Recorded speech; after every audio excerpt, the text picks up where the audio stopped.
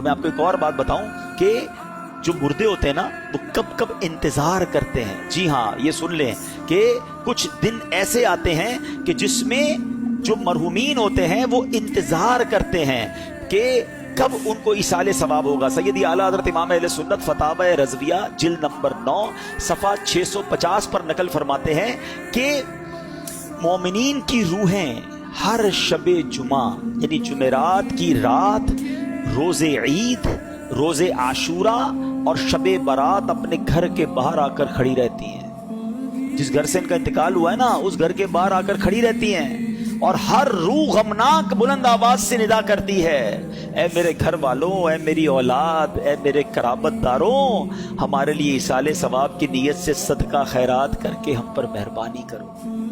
ارواح گھر تک آ جاتی ہیں ان دنوں میں کہ کچھ ہمیں صدقہ کرو، کچھ ہمیں ثواب پہنچاؤ. کیسی اولاد ہے جو اپنے ماں باپ کو دعاؤں میں بھول جاتی ہے، کیسی اولاد ہے جو نیکیاں. اول پرابلم کیا، اب یہ ساری باتوں کا پتہ ہے حل کیا نکلے گا کہ اولاد تیار کیسی کی ہم نے. جو اولاد نمازی ہی نہیں ہے وہ کیا ایصال ثواب کرے گی؟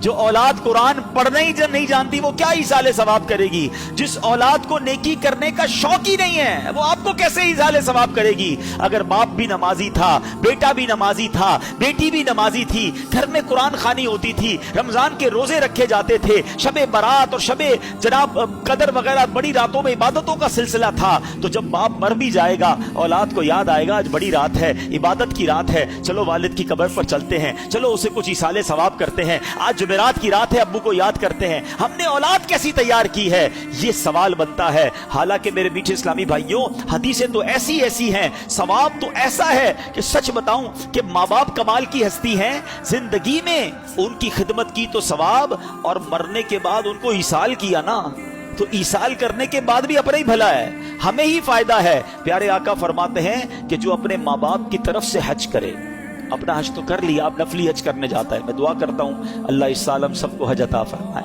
اور جنہوں نے حج کر لیا ہے نا، فرض حج ادا کر لیا ہے، اب ماں باپ کے نام کا حج کرنا. کیوں؟